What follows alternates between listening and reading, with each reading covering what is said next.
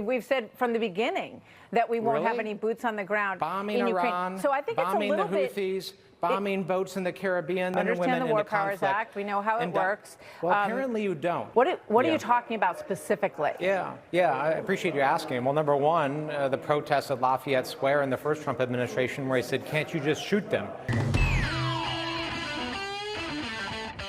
I have a few clips of liberal Jason Crow on Fox News shutting down the host so bad she had to end the interview early on Donald Trump and his many failures. So if you can, leave us a like on the video. It helps us out a ton. And let's just get right to the content. He has not taken us to war, that he wants to prevent war, that he wants to extract us from situations where we've said from the beginning that we won't have any boots on the ground bombing in Ukraine. Iran, So I think it's a bombing little the Houthis, bombing boats in the Caribbean. This president doesn't see a problem. So we aided a mission by Israel in Iran. Did you have a problem with taking out Iranian nuclear facilities? We've seen more conflict and more use in the military in the first 11 months of this administration than we have in any administration. What needs to happen is they need to come to Congress and we need to debate this. And for him to say there's no new war, that's exactly the problem, because only Congress can declare a war.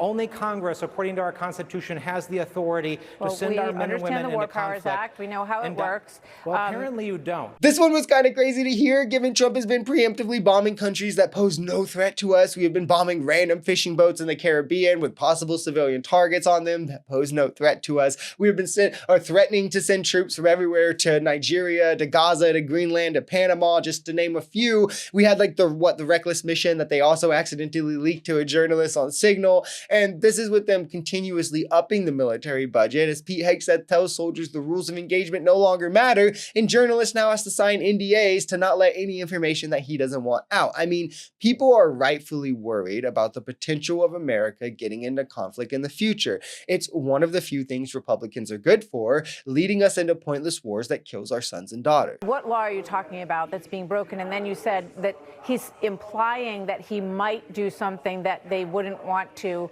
uphold or follow through with in the future. What are you talking about specifically? Yeah, I appreciate you asking. Well, number one, the protests at Lafayette Square in the first Trump administration where he said, can't you just shoot them? Can't you just shoot them in the legs or something? That's his direct quote. And of course, the then chairman of the Joint Chiefs of Staff. That was not a military order. That was a comment. That's not a military order. When that's coming from the President of the United States to your generals, don't you think that's a request? That's I'm a question? asking specifically right now what you're talking about.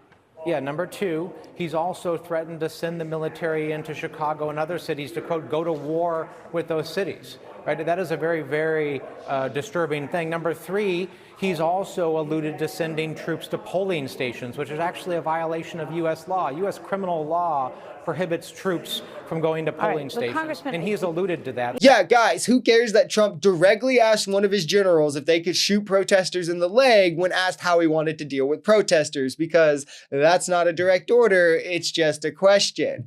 Who cares that we already have ICE and the National Guard walking through American streets? Who cares that we actually saw the Marines in the streets of LA? Who cares that in these excursions, citizens, the veterans, elderly, children have all been targeted alike by them with no discrimination other than you just gotta be brown or in their way? All of these are orders the military should refuse from this corrupt administration. The military should never be turning their guns on civilians. They serve the country. They serve the Constitution. They do not serve a fascist. It's insane to me because this entire Fox News segment revolved around making the case that the military should follow legal orders rather than standing for the Constitution. Martha, Donald Trump has made a series of very disturbing comments and suggestions that would violate U.S. law and put our military in terrible positions. Again, we're getting nowhere because you're not talking about an order. I don't want to wait until that happens to remind our troops of their obligation, because then it'll be too late.